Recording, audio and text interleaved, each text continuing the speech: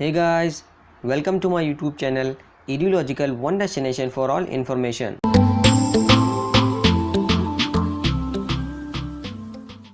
तो फ्रेंड्स, आज हम बात करने वाले हैं class 11 political theory chapter number 9, जिस चैप्टर का नाम है पीस।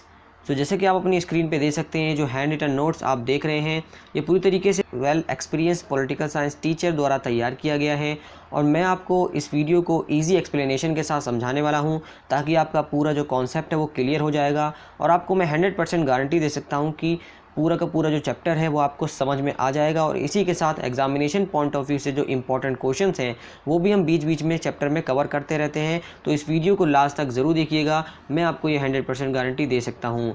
तो फ्रेंड्स, बिना किसी देरी के चलिए चैप्टर को स्टार्ट करते हैं। तो जैसा कि आप यहाँ पे देख सकते हैं कि इस चैप्टर में हम कुछ इंपॉर्टेंट टॉपिक्स के बारे में बात करेंगे ही, लेकिन उससे पहले मैं थोड़ी इंट्रोडक्शन के बारे में बात कर लेता हूँ। तो यहाँ पे देखिए, जब भी हम पीस के बारे में बात करते हैं, शांति के बारे में बात करते हैं, तो कुछ स्क्रीमिंग मीडिया रिपोर्ट्स हमारे इमेजिनेशन में, हमारे माइंड में आती है। वॉर्स के ऊपर, टेररिस्ट अटैक के ऊपर यानी आतंकवादी हमले के ऊपर, राइट्स यानी दंगे के ऊपर, जो कि हमें कॉन्स्टेंटली ये रिमाइंड कराती है कि हम एक टर्बुलेंट टाइम्स में जी रहे हैं, यानी एक हम सही समय में नहीं जी रहे। वहीं एक्चुअल पीस जो है, एक तरीके से ऐसा लगता है एकांत में कहीं चला गया है। जो वर्ड जो है पीस एक तरीके से पॉपुलर हो गया है, क्योंकि हम जब भी देखते हैं, चाहे वो पॉलिटिशियन हो, चाहे पत्रकार हो, जर्नलिस्ट हो, इंडस्ट्रियलिस्ट हो, कोई भी एजुकेटर हो, आर्मी चीफ हो, उनके लिप्स में हमेशा कहीं ना कहीं या बहुत जल्दी ही पीस वर्ड का नाम रहता ही रहता है। इसी तरीके से इसमें कई सारे चैरिश वैल्यूज़ इसके साथ जुड़ी हुई हैं, जो कि हमें वैरायटी ऑफ डॉक्यूमेंट्स में देखने को मिलती हैं, जो कि प्रैक्टिकल है, जैसे कि आपके टेक्स्ट बुक में, कॉन्स्टिट्यूशंस में, चार्टर्स में, ट्रीटीज़ में। तो देखिए, जो आइडिया है पीस का, वो पूरी तरीके से लागू तो किया गया है रेडिली, लेकिन जो डिज़ायरेबिलिटी है लोगों की पीस को परस्यू करने की, वो बहुत ही लोग इसके बारे में क्वेश्चन करते हैं। और इसी के साथ मैं आपको यहाँ पे बताने वाला हूँ। आप सोच रहे होंगे इस कॉन्सेप्ट में तो हमें फर्दर क्लैरिफिकेशन चाहिए ही नहीं, लेकिन समय के साथ साथ ओवर द ईयर जो मीनिंग है, जो पीस की वैल्यू है, वो बदलती गई है और बहुत फेयरली तरीके से ये बदली है। तो यहाँ पे हम इसी के बारे में पूरे चैप्टर में डिस्कस करने वाले हैं और उसी से रिलेटेड कुछ कॉन्सेप्ट्स हैं जो आप सबको जानना as a political science student बहुत ज़्यादा ज़रूरी है। तो सबसे पहले हम इस चैप्टर में पढ़ेंगे इसके मीनिंग के बारे में, इसकी इंपॉर्टेंस के बारे में। फिर उसके बाद यहाँ पर हम कुछ इसके अपोजिट जो वायलेंस है, यानी कि उसके अपोजिट की जो एलिमेंट्स हैं, उनके टाइप्स के बारे में पढ़ेंगे। फिर उसके बाद आप पहली बार यहाँ पे पढ़ेंगे, पहली बार पढ़ने वाले हैं स्टेट स्पॉन्सर वायलेंस क्या होता है, किस कंडीशन में जो वॉर है वो जस्टिफाई होती है। फिर उसके बाद क्या क्या जो मेजर्स हैं वायलेंस को एलिमिनेट करने के लिए लिए जा सकते हैं। और यहाँ पे जो छठा इंपॉर्टेंट क्वेश्चन है वो ये है, क्या जो पीस है वो हमेशा नॉन वायलेंस रिक्वायर करता है, या मैं कह सकता हूँ दूसरे शब्दों में कि क्या जो वायलेंस है वो कहीं ना कहीं पीस को प्रमोट करता है। उसी के साथ यहाँ पे जो सातवां है वो ये है, हमारा जो सातवां टॉपिक है कि क्या जो कंटेम्प्रेरी चैलेंज है वर्ल्ड पीस में हमें देखने को मिलता है, और इंटरनेशनल पीस में कौन कौन से ऑब्स्टेकल हमारे रास्ते में आते हैं। तो देखिए फ्रेंड्स, यहाँ पे अगर मैं बात करता हूँ पीस की मीनिंग को लेकर, तो देखिए पीस का जो एक ब्रॉडर कॉन्सेप्ट है, जिसमें कि मैं कह सकता हूँ, अगर मैं आपसे पूछूं अभी प्रैक्टिकली कि पीस का मतलब आप क्या समझते हैं, तो ज़्यादातर जो स्टूडेंट्स हैं वो ये बोलेंगे peace refers to absence of violence, सीधी सादा भाषा में। तो यहाँ पे लेकिन किस किस कौन कौन से टाइप्स के वायलेंस हैं, ये मैं आपसे पूछूं तो आप बोल सकते हैं कन्फ्लिक्ट जो वगैरह जो होते हैं, जैसे कि वॉर हो गया, दंगे हो गए, लड़ाई हो गई, मसाकरे हो गए, असैसिनेशन हो गया, फिज़िकल अटैक हो गया, ऑपरेशन हो गया, किसी का एक्सप्लोटेशन हो गया, टॉर्चरिंग हो गया, टेररिस्ट एक्टिविटीज़ हो गई, और भी लंबी लिस्ट यहाँ पे लग जाएगी। जितनी भी हमारे वायलेंस के फॉर्म हैं वो सब गिनते गिनते हम यहाँ पे लिस्ट कर लेंगे, तो ये हम कह सकते हैं कि इन सब के जो है, इन सब का जब एब्सेंस होता है उसी को हम कहते हैं पीस। तो यहाँ पे देखिए, पीस जो है कई मायनों में किस तरीके से अचीव की जा सकती है, ये सवाल आपके मन में उठेगा। देखिए, जो पीस है सीधी सादी भाषा है कि जड़ से उखाड़नी पड़ेगी, यानी कि जो उसका कॉज है कन्फ्लिक्ट का, यहाँ पे देखिए मैं इसको अंडरलाइन भी कर देता हूँ, piece can be achieve by removing the cause of conflict, यानी जड़ से जो कारण है, मेन कारण है जो भेद का, मतभेद का, उसको डेमोक्रेटिक प्रोसेस के थ्रू और पीसफुल मेथड के थ्रू अचीव किया जा सकता है। ये इंपॉर्टेंट चीज़ है। लोग क्या करते हैं आजकल, पहली लाइन पे फोकस करते हैं, दूसरी लाइन पे फोकस नहीं करते। आप मेरा इशारा समझ गए होंगे। यहाँ पे पहली लाइन ये है कि peace can be achieve by removing the causes of conflict. Peace जो है कन्फ्लिक्ट के कॉजेज़ को, कारणों को हटा के रिसॉल्व किया जा सकता है। लेकिन यहाँ पे जो दूसरी लाइन है, through democratic process and peaceful method, ये भी काफ़ी ज़्यादा आज के समय में इम्पॉर्टेंट बन गया है। अब मैं बात करूँ तो यहाँ पे देखिए पीस में क्या कौन से इन्वायरमेंट की ज़रूरत पड़ती है।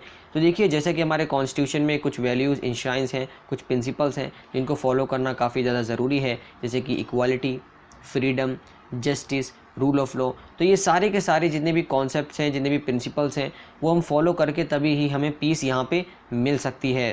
पीस के कई सारे एक्सपेक्ट्स होते हैं। अब मैं अगर पीस की बात करूं तो ये इंडिविजुअल लेवल पे भी हो सकता है, ये एक फैमिली लेवल पे भी हो सकता है, डोमेस्टिक लेवल पे भी हो सकता है, ये आपके नेबरिंग में भी हो सकता है, आपके सिटी में भी, आपके शहर में भी हो सकता है, आपके देश के लेवल पे, यहाँ तक कि इंटरनेशनल लेवल पे भी पीस की बात हम कर सकते हैं। तो पीस हम छोटे से लेकर ऊपर लेवल तक बात कर सकते हैं। तो यहाँ पे मैं कर सकता हूँ, पीस के कई सारे एस्पेक्ट्स होते हैं। तो यहाँ पे आप ये समझ गए होंगे पीस क्या होता है, यानी शांति क्या होता है, किस तरीके से इसका ब्रॉडर कॉन्सेप्ट है।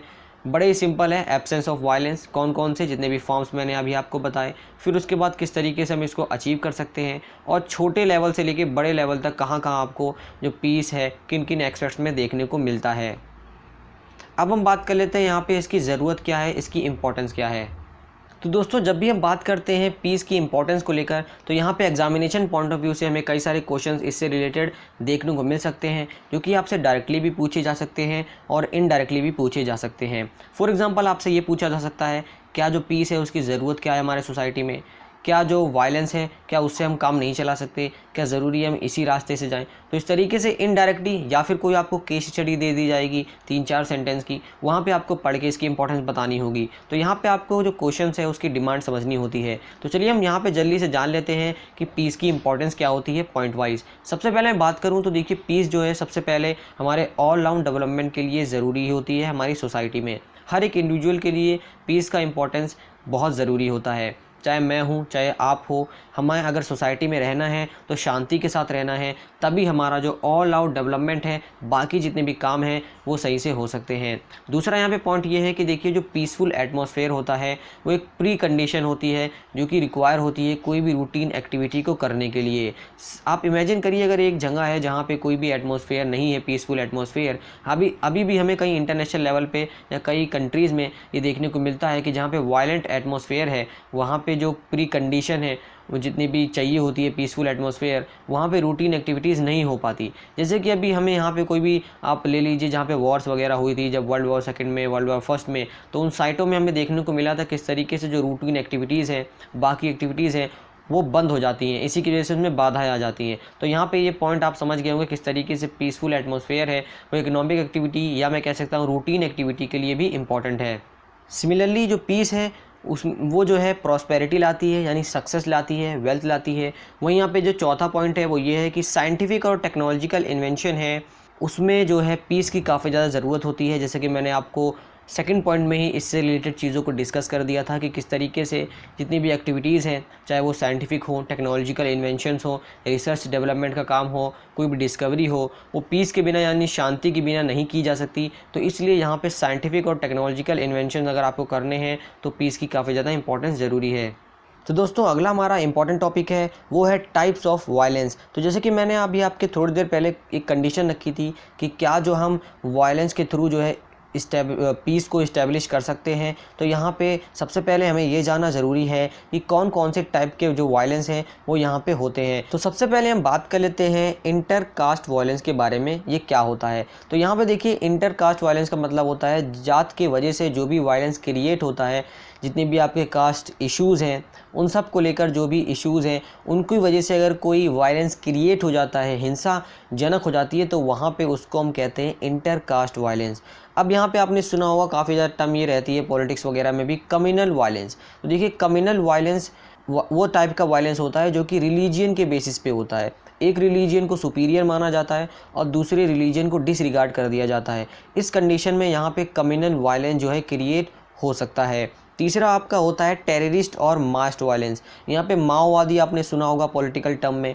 माओवादी जो होते हैं जो सोचते हैं कि हर तरीके से जो वायलेंस है वो इनका टूल में काम आ सकता है, वहीं इसी में टेररिस्ट जोड़ दिया गया है। तो टेररिस्ट और मास्ट वायलेंस आपका हो गया। फिर उसके बाद आपका आता है पॉलिटिकल वायलेंस, जो कि पॉलिटिक्स की वजह से या पॉलिटिकल इश्यूज़ की वजह से क्रिएट होते हैं। फिर उसके बाद आपका आता है इंडिविजुअल या ग्रुप वायलेंस। इंडिविजुअल या ग्रुप वायलेंस आपका आपने देखा भी होगा, न्यूज़ वगैरह में भी आता रहता है। गांव के लिए, कभी ज़मीन के लिए लड़ाई हो जाती है, कभी कभार तो क्या होता है दोस्तों में लड़ाई हो जाती है। तो इस तरीके से इंडिविजुअल ग्रुप वायलेंस इस कैटेगरी में आ सकता है। फिर उसके बाद आपका डोमेस्टिक वायलेंस, जो कि आपके घर वगैरह में अगर कभी कभार हो जाता है, ज़्यादा लेवल तक बढ़ जाता है, तो वहाँ डोमेस्टिक वायलेंस से हम कहते हैं। फिर उसके बाद आपका जेंडर बेस्ड वायलेंस, जो कि मेल या फीमेल या किसी भी दोनों जेंडर में से किसी भी को डिसरिगार्ड किया जाता है, एक्सप्लॉइट किया जाता है, तो उस कंडीशन में यहाँ पे जेंडर बेस्ड वायलेंस जो वायलेंस क्रिएट होता है, उस वायलेंस को हम कहते हैं जेंडर बेस्ड वायलेंस। तो मुझे आशा है सारे के सारे जो पॉइंट्स हैं, जितने भी टाइप्स है वायलेंस के, वो आपको क्लियर हो गए होंगे। ये सब आपको याद रखना काफ़ी ज़्यादा इंपॉर्टेंट है, क्योंकि आपसे ये एग्जामिनेशन में पूछे भी जा सकते हैं। तो देखिए, मैं आपको यहाँ पे एक एक करके सारे के सारे जो पॉइंट्स हैं, टॉपिक्स हैं, वो क्लियर करते जा रहा हूँ। मुझे आशा आप उसको समझते भी आ रहे होंगे। अब यहाँ पे एक नए टॉपिक के साथ रूबरू होते हैं। इसी में जो है आपका स्टेट स्पॉन्सर वायलेंस। ये थोड़ा आपको अजीब सा लग रहा होगा टर्म, तो चलिए इसको सबसे पहले समझ लेते हैं कि इसका मतलब क्या होता है। तो देखिए, स्टेट स्पॉन्सर वायलेंस की जब हम बात करते हैं, तो इसको हम कहते हैं, it refers to the misuse of state authority. यानी स्टेट अथॉरिटी अपनी पावर का गलत इस्तेमाल करती है, रूलिंग क्लास हो या स्टेट एजेंसीज हो या कोई भी इंस्टीट्यूशन हो, ये अपनी पावर का अगर गलत इस्तेमाल करती है किसी को भी किसी भी टाइप का वायलेंस क्रिएट करने के लिए, तो उसको उस कंडीशन पे हम कहते हैं स्टेट स्पॉन्सर वायलेंस। मुझे आशा है आपको ये जो पूरा टर्म है वो क्लियर हो गया होगा। तो यहाँ पे आपको प्रॉपर डेफिनेशन आपको स्क्रीन पे दिख रही होगी। अब आप सोचेंगे किस तरीके से ये लोग वायलेंस जो है क्रिएट कर सकते हैं, या क्या जो गवर्नमेंट है या रूलिंग क्लास है या कोई भी स्टेट की एजेंसीज़ है, क्या वो ऐसा कर सकती है, कौन कौन से मेथड हो सकते हैं। आपके माइंड में ये सब सवाल आ रहे होंगे। तो देखिए, यहाँ पे प्रिवेंटिव डिटेंशंस के कुछ लॉज होते हैं जो कि गवर्नमेंट के द्वारा बनाए जाते हैं, जिसमें जो है किसी भी पर्सन को प्रिवेंटिव डिटेंशन के तौर पे, यानी उसका जो है एक तरीके से पहले से ही प्रिकॉशन लेते हुए गवर्नमेंट कहती है कि ये जो है टेररिस्ट एक्टिविटीज़ कर सकते हैं, या इन पे जो है ये खतरा है, ये आदमी ये चीज़ें कर सकता है, या गलत चीज़ें कर सकता है। इस बेसिस पे उसे जो है प्रिवेंटिव डिटेंशन, यानी पहले ही उसकी डिटेंशन कर ली जाती है। दूसरा आपका मेथड है टॉर्चर का। टॉर्चर कर दिया जाता है किसी भी अलग वे में, इनडायरेक्ट वे में। फिर उसके बाद आपका कस्टडी में रख लिया जाता है। तो कस्टडी में कई साल तक रखे रहते हैं, तो उससे कई डेथ वगैरह भी हो जाती है। कई सारे हमें केस मिले फेक एनकाउंटर्स के, जिसमें फेक एनकाउंटर्स के थ्रू वहाँ पे जो है वायलेंस क्रिएट हो जाता है, या हो सकता है यहाँ पे बदला। इसीलिए यहाँ पे आपको डेफिनेशन में देखने को मिलेगा मिस यूज़, यानी किसी भी अपनी स्टेट अथॉरिटी का मिस यूज़ करना। यहाँ पे मिस्टेकन आइडेंटिटी की वजह से वायलेंस क्रिएट हो सकता है, फोर्स कन्फेशन की वजह से हो सकता है। आपको भी पिछले कुछ दिनों में लाठीचार्ज वगैरह, फायरिंग वगैरह देखने को मिली थी। तो यहाँ पे ये सारे के सारे आपके मेथड्स हो सकते हैं स्टेट के द्वारा, गवर्नमेंट के द्वारा, स्टेट एजेंसीज़ के द्वारा, इंस्टीट्यूशंस के द्वारा कोई भी अगर वायलेंस क्रिएट किया जाता है, तो उस कंडीशन में हम कहते हैं स्टेट स्पॉन्सर वायलेंस। जो भी मैंने आपको यहाँ पे मेथड्स बताए उनके द्वारा। तो ये सारे के सारे आपके एक तरीके से एग्जाम्पल्स हैं जो मैंने आपको मेथड बताए हैं स्टेट स्पॉन्सर वायलेंस के। अब आपके मन में सवाल आ रहा होगा, क्या कोई तरीका है जिससे हम स्टेट स्पॉन्सर वायलेंस को रोक सकते हैं या इसको मिनिमाइज़ कर सकते हैं? तो देखिए, बिल्कुल यहाँ पे कई सारे तरीके हैं जो हम आपके साथ यहाँ पे डिस्कस करने वाले हैं। तो यहाँ पे देखिए कई सारे मेजर्स हैं, जैसे कि अगर हमें जो है वायलेंस स्टेट के द्वारा उसको मिनिमाइज़ करना है अपने खुद के सिटीजन्स के ऊपर, तो एक डेमोक्रेटिक पॉलिटिकल स्ट्रक्चर सबसे पहले होना ज़रूरी है। फिर उसके बाद यहाँ पे सिविल लिबर्टीज़ होना ज़रूरी है। कुछ राइट्स हैं, जैसे राइट टू लाइफ, हमारे खुद के कॉन्स्टिट्यूशन की बात करें तो फंडामेंटल राइट्स दिए गए हैं, जिसमें राइट टू लाइफ काफ़ी ज़्यादा इंपॉर्टेंट है। कॉन्स्टिट्यूशनल अकाउंटेबल गवर्नमेंट होना ज़रूरी है, यानी कि जो संवैधानिक हो और जिसकी जवाबदेही हो। फिर उसी के साथ यहाँ पे जो ह्यूमन राइट्स हैं उनके इन्फोर्समेंट होना काफ़ी ज़्यादा इंपॉर्टेंट है, और जितनी भी हमारी कमीशंस हैं उन सब का इंडिपेंडेंट होना ज़रूरी है। ये मैं एक ओवरऑल के ऊपर बात कर रहा हूँ। ओवरऑल ये चीज़ें अगर आपको देखनी है तो ये चीज़ों का इस्तेमाल करके हम जो है इन सारी चीज़ों को, स्टेट स्पॉन्सर वायलेंस या इनसे रिलेटेड, इन सब को हम मिनिमाइज़ कर सकते हैं। तो ह्यूमन राइट्स का इन्फोर्समेंट ये काफ़ी ज़्यादा इंपॉर्टेंट है। ये सारे के सारे कुछ मैंने आपको प्रैक्टिकल मेजर्स बताए हैं जिसके द्वारा आप स्टेट स्पॉन्सर वायलेंस को मिनिमाइज़ कर सकते हैं। ये आपके एग्जामिनेशन पॉइंट ऑफ व्यू से काफ़ी ज़्यादा इंपॉर्टेंट भी हैं। अच्छा, जब हम बात करते हैं इतनी पीस के बारे में, शांति के बारे में, तो क्या जो हमें वॉर जितनी भी अभी आपने देखी होंगी या आपने फिल्म्स वगैरह में इसके सीन्स वगैरह देखे होंगे या हिस्ट्री में पढ़ा ही होगा, तो जितने भी वॉर्स होते हैं क्या वो भी एक तरीके से हम पीस को डिसरिगार्ड करते हैं उस कंडीशन में? तो क्या उस कंडीशन में भी वॉर जस्टिफाई है? इस सवाल को लेकर यहाँ पे हमारा अगला टॉपिक है। तो देखिए, इस सवाल में यहाँ पे कुछ स्कॉलर्स ने प्रेजेंट किया है कुछ लॉजिकल एक्सप्लेनेशन, जिसमें वो वॉर को भी जस्टिफाई करते हैं। उसमें से कुछ दो स्कॉलर के नाम हैं जो आपको याद रखना ज़रूरी है। पहला है सेंट अगस्टिन, फिर उसके बाद आपके हैं थॉमस एक्विनस। इन्होंने कई सारे ग्राउंड्स, कई सारे पॉइंट्स के ऊपर बात रखी है अपनी, जहाँ पे इन्होंने वॉर को जस्टिफाई किया है कुछ बेसिस पे। तो चलिए उस पॉइंट्स को पहले समझ लेते हैं अच्छे से, ताकि हमें पूरी कंडीशन समझ में आ जाए, तब अब इसके बारे में बात करेंगे। तो देखिए इन स्कॉलर्स के अनुसार इन्होंने कहा है कि अगर हमें ये कंडीशंस हैं, अगर इन कंडीशंस का सामना करना पड़ता है, तब उस कंडीशन में वॉर जो है जस्टिफाई है। पहली कंडीशन ये है कि अगर हमें जो है किसी भी दुश्मन से या अपनी कंट्री को किसी भी घुसपैठियों से या एक तरीके से एंटी सोशल एलिमेंट्स या बाकी इस तरीके से रिलेटेड लोगों से अपनी कंट्री को बचाना है, तो हमें वहाँ पे उस कंडीशन में वॉर को जस्टिफाई रखना पड़ेगा। फिर उसके बाद यहाँ पे इन्होंने दूसरी कंडीशन रखी है कि अगर हमें नेशनल इंडिपेंडेंस को पाना है, हालांकि हम देख सकते हैं अपना फ्रीडम स्ट्रगल जो कि नॉन वायलेंस तरीके से है, लेकिन मैं आपको वहाँ नहीं ले जाऊँगा। मैं यहाँ पे आपको कुछ कंडीशंस बता रहा हूँ जो कि आप यहाँ पे ओवरऑल तरीके से देख सकते हैं, पूरे वर्ल्ड को लेकर कोई भी कंट्री ले सकते हैं जिसमें ये कंडीशंस आप यहाँ पे रख सकते हैं। तीसरी यहाँ पे कंडीशन रखी गई है वॉर को जस्टिफाई करते हुए कि अगर हमें पीस लाना हो, लॉ एंड ऑर्डर लाना हो सोसाइटी में, तो उस कंडीशन में वॉर को जस्टिफाई रखा जा सकता है। चौथा यहाँ पे कंडीशन रखी गई है कि टायरेंट्स को, ऑपरेसर्स को, यानी जो लोगों को दबाता है, उसको किसी भी कंट्री को रूल करने से रोकना ज़्यादा समय तक, वो भी भारी पड़ सकता है, तो उसमें भी हम वॉर को जस्टिफाई रख सकते हैं। तो देखिए जितनी भी कंडीशन रखी गई है वो सारी की सारी सही है। मैं ये नहीं कह रहा कि एक भी कंडीशन में गलत है, सारी कंडीशन सही है, लेकिन एक जस्ट वॉर तभी रखनी चाहिए जब आपके पास जो है एक लेजिटिमेट पॉलिटिकल अथॉरिटी हो, उसकी एक राइट इंटेंशन हो, यानी सही इरादा हो।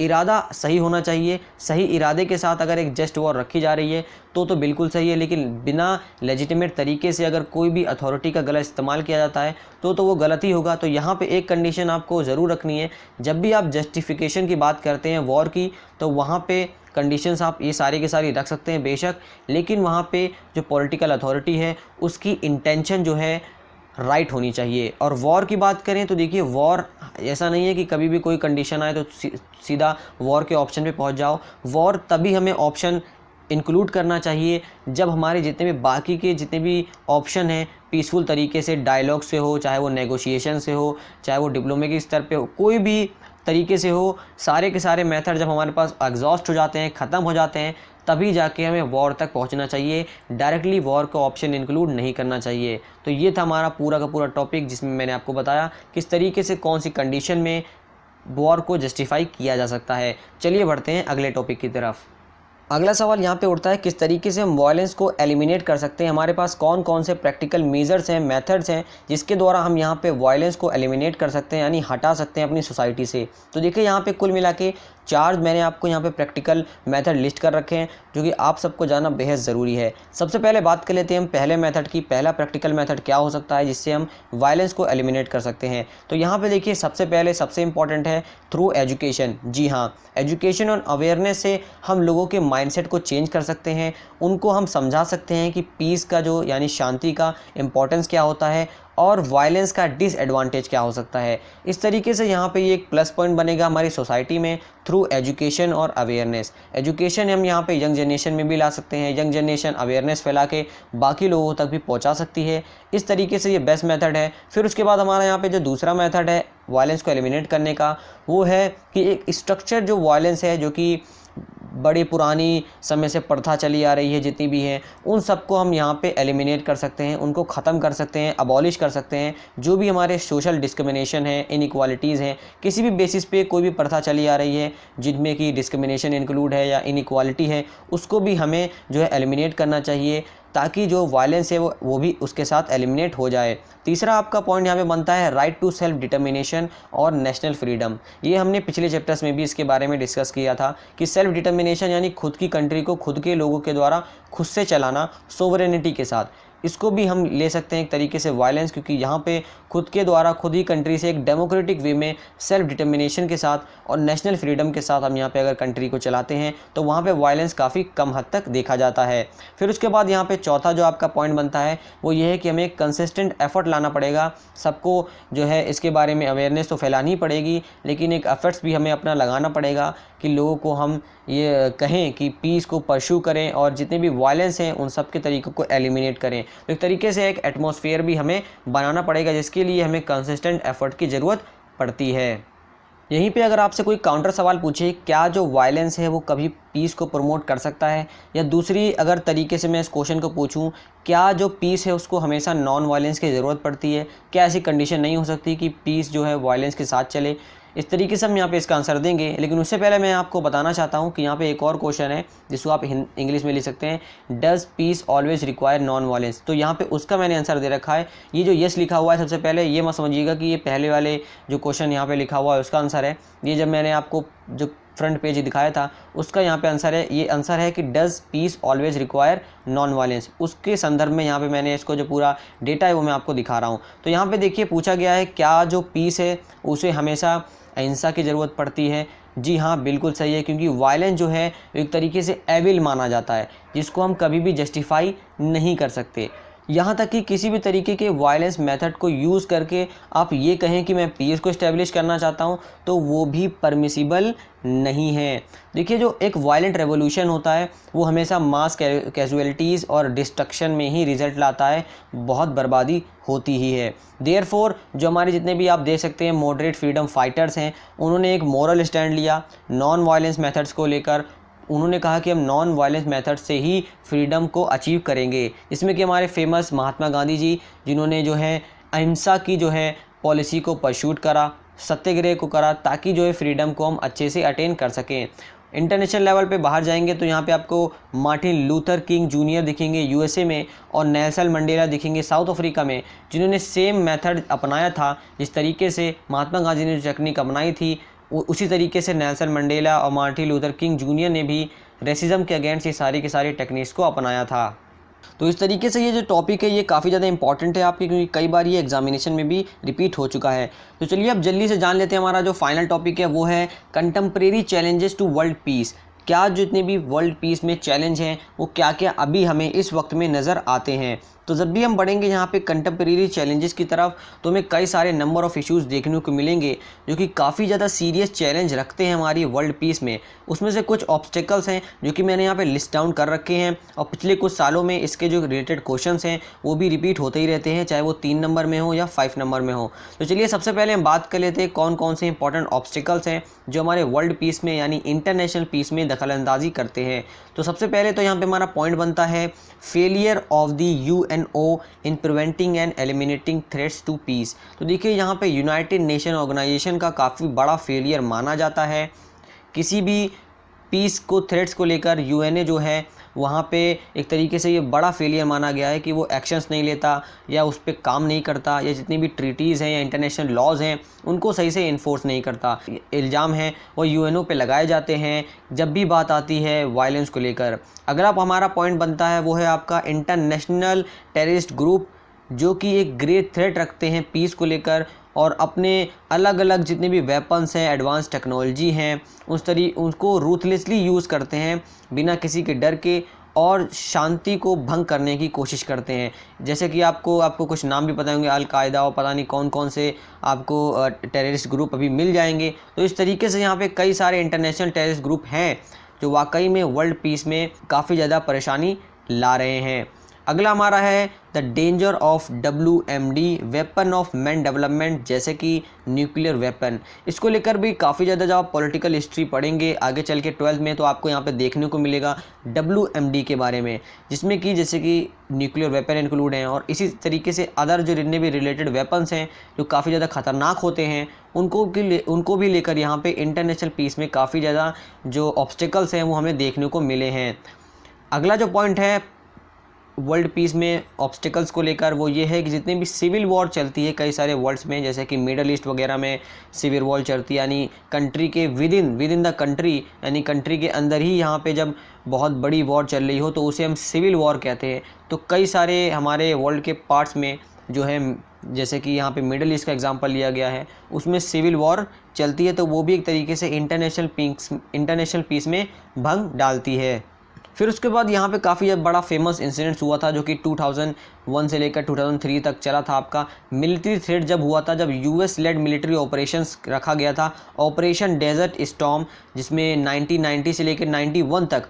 फिर उसके बाद ऑपरेशन एंड्यूरिंग फ्रीडम 2001, फिर उसके बाद ऑपरेशन इराकी फ्रीडम 3 में यहाँ पे ये रखा गया था, जिसमें यहाँ पे देखिए इराक को लेकर काफ़ी ज़्यादा अटैक हुए, इराक के ऊपर इन्वेशन किया गया था, यूएस का इन्वेशन हुआ था, वहाँ पे अटैक किया गया था। फिर उससे ही पहले यहाँ पे कई सारे ऑपरेशन इसके बाद भी रखे गए। तो इस तरीके से मेरा जो पहला वाला पॉइंट था जहाँ पे यूएनओ की जब हम बात करते हैं तो देखिए जो इंटरनेशनल लॉज हैं वो पहले बात तो मैं आपको बता दूँ वो हमेशा कंट्री को रिस्ट्रिक्ट करते हैं, प्रोहिबिट नहीं करते। वो कुछ ना कुछ मतलब उसमें रोकथाम कर सकते हैं, लेकिन किसी भी कंट्री को मनाही या प्रोहिबिट नहीं कर सकते। तो इसी वजह से यहाँ पे इतने सारे ऑपरेशंस किए गए। हालांकि जब यहाँ पे इन्वेशन किया गया, इराक इन्वेशन हो या कोई भी ऑपरेशन हो, उसमें कई जो मजलूम लोग हैं उनकी भी जान जाती है। तो इसको लेकर भी अपनी अपनी साइड है, वो तो आप आगे चल के 12th क्लास में पढ़ेंगे। लेकिन यहाँ पे हम बात करें ऑब्स्टिकल्स को लेकर, तो ये सारे ऑपरेशंस किए गए जो कि इंटरनेशनल पीस में एक ऑब्स्टिकल्स माने जाते हैं। 6 आपका पॉइंट है स्टेट स्पॉन्सर वायलेंस, जैसे कि कुछ इलीगल डिटेंशंस होते हैं, बिना किसी लीगल बेसिस पे डिटेंशन कर लिए जाते हैं, टॉर्चर होते हैं, कस्टोडियल डेथ्स होते हैं, परसिक्यूशन होते हैं, प्रताड़ित किया जाता है, फेक एनकाउंटर किया जाता है, एंटी पीपल यानी लोगों के खिलाफ लॉज बनाए जाते हैं, उसे हम कहते हैं स्टेट स्पॉन्सर वायलेंस, जो कि ऑब्वियसली तौर पे इंटरनेशनल पीस में ऑब्स्टिकल माना जाता है। इससे पहले मैंने अभी आपसे थोड़ी देर पहले माओवादी के बारे में बात की, जिसे हम इंग्लिश में कहते हैं माओस्ट, मा सी तुंग, जिसे हम, ये चाइनीज़ लैंग्वेज है आपकी, नस्टलिस्ट मैनेस और जो गोरिल्ला वॉर टैक्टिक्स जो इस्तेमाल करते हैं, जिनका ये माइंडसेट रहता है कि वायलेंस के तरीके से हम सारे काम कर सकते हैं। इसमें कि कई सारे इन्होंने प्रॉपर्टी को हिट एंड रन, कई सारे इनकी टेक्निक्स हैं जो ये इस्तेमाल करते हैं वायलेंस को क्रिएट करने के लिए। तो ये इस तरीके से जो मास्ट लोग हैं, नक्सलिस्ट लोग हैं, ये भी इंटरनेशनल पीस को काफ़ी बहुत बड़ा ऑब्स्टिकल्स माने जाते हैं इंटरनेशनल पीस को लेकर। फिर उसके बाद यहाँ पे सिर्फ यही नहीं, सिर्फ मिलिट्री के टर्म्स में नहीं, सिर्फ बॉम्बिंग के टर्म्स में नहीं, सिर्फ ऑपरेशंस के टर्म्स में नहीं, यहाँ तक कि कुछ हमारे एनवायरमेंटल डिग्रेडेशंस के इश्यूज़ हैं, जैसे कि ग्लोबल वार्मिंग, वो भी यहाँ तक कि इंटरनेशनल पीस में एक बड़े ऑब्स्टिकल्स माने जाते हैं। वहीं जैसे कि हेल्थ एपिडेमिक्स, जैसे कि हमारे सार्स हो गया, HIV एड्स हो गए, बर्ड फ्लू हो गया, और अभी हाल फिलहाल में जो चल रहा है इसी साल 2020 में कोरोना वायरस को लेकर, और भी बहुत सारे एपिडेमिक्स जो महामारियाँ आती रहती हैं, वो भी इंटरनेशनल पीस में ऑब्वियस तौर पे है कि वो भी एक बड़े बाधा इंटरनेशनल पीस में माने जाते हैं। अब यहाँ पे इंटरनेशनल पीस में इसलिए क्योंकि ऑल राउंड डेवलपमेंट की जहाँ पे बात होती है, जब भी हम पीस की बात करते हैं, तो इसीलिए ये भी चीज़ें आपको इंक्लूड करना बहुत ज़्यादा ज़रूरी है। तो दोस्तों कंक्लूजन में मैं यही कहूँगा कि हमने इस चैप्टर में कई सारे इश्यूज़ को लेकर बात की, कई सारे पीस के डायमेंशंस को लेकर हमने एग्जामिन किया, उसकी मतलब जाना पीस का, फिर उसके बाद उसकी इंटेलेक्चुअल और प्रैक्टिकल चैलेंजेस हैं जो ये फेस करता है पीस, उसके बारे में जाना, इसके इंपॉर्टेंस के बारे में जाना, और इसके प्रॉस्पेक्ट्स के बारे में जाना। हमने यहाँ पे देखा किस तरीके से पीस जो है, हमें पीस को इन्वॉल्व रखना पड़ेगा, इसके लिए कॉन्स्टेंट एफर्ट्स डालना पड़ेगा ताकि हम सोसाइटी में लोगों को परस्यू करा सकें, और जो पाथवे है उसे, जो पीस का जो एक रास्ता है, उसे कई तरीके से लोगों के द्वारा ब्लॉक किया जाता है, उसमें कई ऑब्स्टिकल्स लाए जाते हैं, चाहे वो इनजस्टिस हो, चाहे इम्पीरियलिज्म हो। लेकिन जो हमारा टेम्पटेशन है कि पीस को रिमूव करना, किसी भी इनडिस्क्रिमिनेट वायलेंस तरीके से अगर हम उसको यूज़ भी करते हैं तो वो काफ़ी ज़्यादा अनएथिकल और एक्सट्रीमली रिस्की बन जाता है। इस जेनोसाइड के एरा में, इस टेररिज्म के एरा में, जो भी ये एरा हमारा चल रहा है, टोटल वॉर का एरा, जो कि पूरी तरीके से सिविलियंस और कॉम्बेटेंट्स के बीच की जो लाइन है उसको ब्लर कर देता है, और जो हमारी प्यास है पीस को लेकर, उसे भी हम बताना चाहिए कि जो मीन्स हैं और पॉलिटिकल एक्शंस हैं उनका भी एंड होना चाहिए, क्योंकि ये जितनी भी चीज़ें हैं, पॉलिटिकल एक्शंस हैं, उनको लेकर भी यहाँ पे काफ़ी ज़्यादा परेशानी एक मानी जाती है इनडायरेक्टली, जो पीस के ऑब्स्टिकल्स में आती हैं। तो मुझे आशा आपको पूरा जो चैप्टर्स है वो अच्छे समझ में आया होगा, और अगर आपका कोई भी डाउट रह गया हो, कोई भी अगर आपका कोई परेशानी हो, फीडबैक हो, तो आप कमेंट में ज़रूर कीजिएगा, मैं उसको तुरंत ज़रूर रिप्लाई दूंगा। पेज नंबर 142 पे यहाँ पे आपको कुछ 5 क्वेश्चंस हैं जो कि आपके लिए बहुत ज़्यादा इंपॉर्टेंट है, एनसीईआरटी क्वेश्चंस हैं, वो आप होमवर्क के तौर पे यहाँ पे रख सकते हैं। अगर आपने हमारे पिछले चैप्टर्स नहीं देखे हैं तो वो भी आप ज़रूर देखिए, आने वाले चैप्टर्स में हम ऐसे डालते रहेंगे। तो अगर आपने हमारा चैनल सब्सक्राइब नहीं किया है, और सब्सक्राइब करके बेल आइकन दबाना बिल्कुल भी मत भूलिएगा, क्योंकि हम ऐसे ही स्टडी मटेरियल्स रिलेटेड वीडियोज़ और एजुकेशनल अपडेट्स भी हम अपने चैनल पर उपलब्ध कराते रहते हैं। तो आप हमारे चैनल पर बने रहिएगा, इस वीडियो को लाइक करके अपने दोस्तों के साथ ज़रूर शेयर कीजिएगा। पूरी वीडियो देखने के लिए बहुत बहुत धन्यवाद। मिलते हैं आपसे नेक्स्ट चैप्टर में, तब तक के लिए जय हिंद, जय भारत।